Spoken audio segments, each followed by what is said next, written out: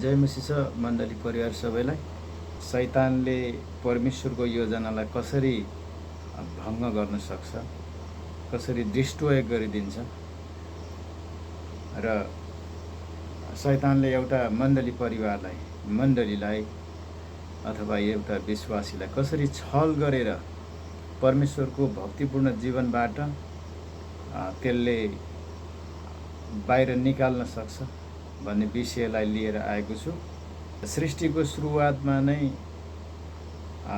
यहाँ के छ भन्दाखेरि जब हामीले उत्पत्ति 1 अध्यायको 1 र 2 पदलाई हेऱ्यौँ भनेदेखि यहाँ परमेश्वरले जब आकाश मण्डल र पृथ्वीलाई सृष्टि गर्नुभयो अनि यहाँ के भनेको छ भने पृथ्वी चाहिँ आकार बिनाको भनेर भनिएको छ।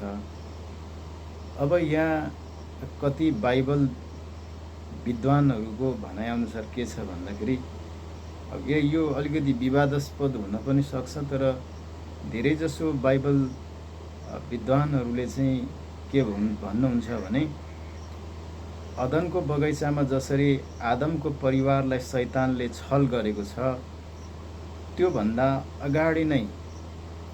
अगाडि पनि परमेश्वरलाई शैतानले धोका दिएको हुन सक्छ भन्ने अनुमान गरिएको छ। अनि यहाँ चाहिँ के भन्छ भने पृथ्वी आकार बिनाको बनाएको छ यो शैतानले। परमेश्वरको काम चाहिँ जहिले पनि सिद्ध हुन्छ, पर्फेक्ट हुन्छ।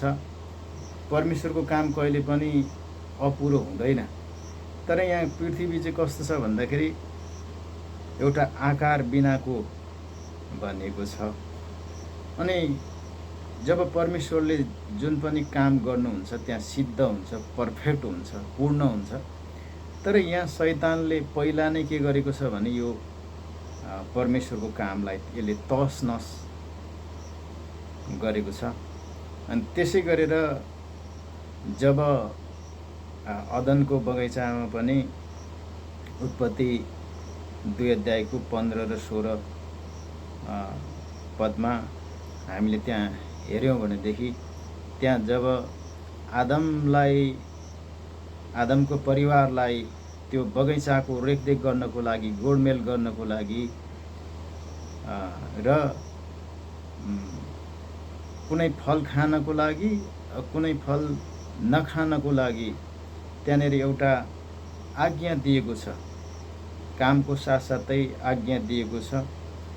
अनि त्यहाँ खान हुने कुरा पनि परमेश्वरले भन्नुभएको छ, खान नहुने कुरा पनि भन्नुभएको छ। तर पछि जब उत्पत्ति 3 अध्यायको 1, 2, 3, 4, 5 यो पदहरूमा शैतान अर्थात् दियाबलस, त्यो प्राचीन सर्प, झुटको पिता, जसले चाहिँ आदमको अर्धाङ्गिनी, आदमको सहयोगी लाई चाहिँ उसले के गरेको छ भन्दाखेरि त्यहाँ उक्साएको पाइन्छ। यो दुईटा बीच त्यहाँ कुराकानी भएको पाइन्छ। त्यहाँनिर शैतानले एउटा बडो छल गरेर हाम्रो हवा बजाइलाई त्यहाँ उक्साएको कुराहरू त्यहाँ पाइन्छ। अनि जब यिनीहरू बीच त्यहाँ धेरै कुराहरू भइसके पछाडि, त्यहाँ नेगोसिएसन भइसके पछाडि त्यो शैतानको पूर्व योजना चाहिँ के थियो भने परमेश्वरको उत्तम कामलाई, परमेश्वरको योजनालाई, परमेश्वरको मण्डलीलाई, परमेश्वरको सङ्गतिलाई कसरी हुन्छ उसले भङ्ग गर्नु थियो, उसले चुकाउनु थियो, पापमा फसाउनु थियो। यस कारणले गर्दाखेरि यो प्राचीन सर्प, यो लुसिफरले, यो शैतानले चाहिँ हाम्रो हब्बा बजाइलाई ठुलो छलपूर्ण साथ यसले छल गरेर पापमा फसाएको कुराहरू पाइन्छ। अनि जब यो अदनको बगैँचामा जुन जुन किसिमका घटनाहरू घटे त्यस पछाडि परमेश्वरले पनि शैतानलाई खुल्लामखुल्ला च्यालेन्ज गरेको पाइन्छ। अब उत्पत्ति 3 को 15 अध्यायमा 15 पदमा गएर त्यहाँ परमेश्वरले के भन्नुभयो भने, शैतान, जसरी तैँले त्यो स्त्रीमाथि तैँले छल गरिस्, त्यसै गरेर अब त्यही स्त्रीले नै एउटा पुत्र, एउटा छोरो जन्माउने छिन्, जसले तेरो शिर कुच्याउनेछ भन्ने बित्तिकै अब त्यहाँ शैतान त थर थर थर थर थर काम्दै अब मेरो शिर कुच्याउनु यो को हो कि त्यो को हो कि भनेर ऊ चाहिँ के भएको छ, त्यहाँ डराएको कुराहरू पाइन्छ। यदि परमेश्वरले त्यो कुरालाई चाहिँ गोप्यमा राख्नु भएको भए, तँलाई कि त स्त्रीले कि त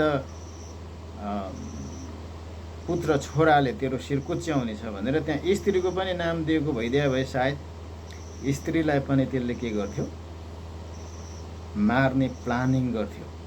तर त्यहाँ चाहिँ परमेश्वरले त्यो कुरालाई लुकाउनु भएन, खुलमखुला उहाँले च्यालेन्ज गर्नुभयो। तँलाई एउटा पुत्र जुन स्त्रीलाई तैँले धोका दिएको थिइस्, त्यही स्त्रीले नै एउटा पुत्र जन्माउने छे र त्यो पुत्रले तेरो शिर कुच्याउनेछ भनेर परमेश्वरले जब शैतानलाई खुलमखुला च्यालेन्ज गरिसके पछाडि, जब कैन र हाबिलको जन्म भयो, अब यसो त्यसले चाल ढङ्ग हेऱ्यो।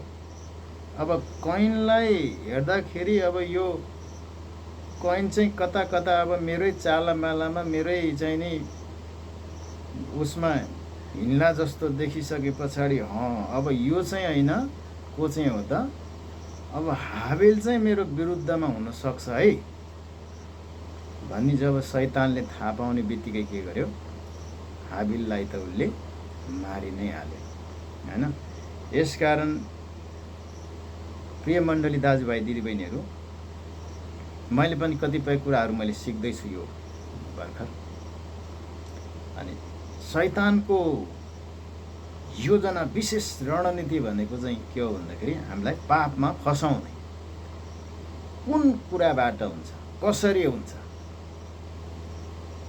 शैतानले यो मानिसलाई मैले के गरेँ भनेदेखि यो मान्छे के गर्छ, परमेश्वरको बाटोभन्दा विपरीत अथवा परमेश्वरको विरुद्धमा हुन सक्छ भन्ने उसले ठुलो योजना प्लानिङ गरेर चाहिँ आज हामी मण्डली परिवार विश्वासी जनहरूलाई यसले फसाउन सक्ने रहेछ।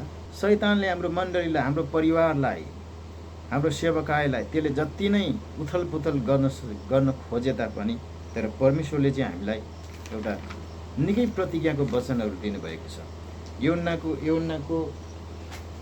यूहन्ना रचित सुसमाचार 16 अध्यायको यहाँ 33 पदमा के भन्नुभएको छ भने, मैले तिमीहरूलाई यी कुरा यस हेतुले भनेको छु कि ममा तिमीहरूलाई शान्ति होस्, संसारमा तिमीहरूलाई सङ्कष्ट हुनेछ, तर साहस गर, मैले संसारलाई जितेको छु। हामी चाहिँ अझ डराउनु पर्ने, आत्तिनु पर्ने कुनै पनि कुरा छैन।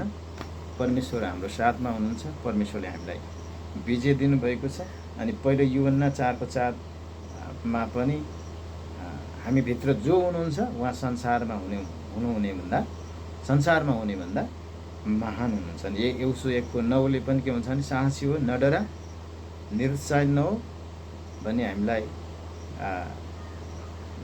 एउटा आशलाग्दो वचन उहाँले दिनुभएको छ। अनि यसाया 41:10 पनि हामीलाई त्यसै ढाडस दिन्छ यो वचनले। अनि यसकारण हामी जतिसुकै खेदो, सतावट, अप्ठ्यारो, बाधा परिस्थितिहरू आए तापनि परमेश्वर हाम्रो सँगमा हुनुहुन्छ, परमेश्वर हाम्रो साथमा हुनुहुन्छ। जसरी आदम र हव्वा बजाइले जसरी पाप गरे अदनको बगैँचामा, अनि पाप गरे तापनि परमेश्वरले चाहिँ त्यहाँ आशिषका कुराहरू, खुसीका कुराहरू पाइन्छ त्यहाँनेरि। अब पाप त भइहाल्यो, पापको ज्याला मृत्यु त छँदै थियो। त्यहाँ पहिला नै परमेश्वरले भन्नुभएको थियो, जब तैँले यो गरिस् भने तँ निश्चय नै तँ मर्नेछस् भनेर उहाँले पहिला नै भनिसक्नु भएको थियो। तर आदम र हव्वाले पाप गरे तापनि पछि उहाँलाई त्यो दुईजना परिवारलाई परमेश्वरले त्याग्नु भएन, उहाँले बोलाउनु भयो। अनि मानिसको त्यो शर्मलाई ढाकिदिनको लागि एउटा पशुलाई मारेर पशुको छाला ओढाइदिएर भए तापनि सम्मानपूर्वक उहाँले स्वतन्त्र हुने अधिकार दिनुभएको छ। यसकारण परमेश्वरलाई धन्यवाद होस्। हामी डराउनु पर्ने, आत्तिनु पर्ने केही पनि छैन। परमेश्वर हाम्रो साथमा हुनुहुन्छ। हामीसँग धन पैसा सम्पत्ति केही नभए तापनि प्रभु हाम्रो साथमा हुनुहुन्छ। प्रभुको मार्गमा एक दिन हामी यसरी हिँड्यौँ भनेदेखि प्रभुले हामीलाई एक दिन त्यो ठुलो, हामीले आँखाले देख्न नसकिने, कानले सुन्न नसकेको त्यस्तो ठुलो एउटा इनाम हाम्रो लागि साँचेर राखिदिनु भएको छ। अनि हामी त्यो इनामको हकदार बन्न सकौँ भनेर आफैले आफैलाई धार्मिकतामा सच्याउने कुराहरूमा हामी लागि परौँ।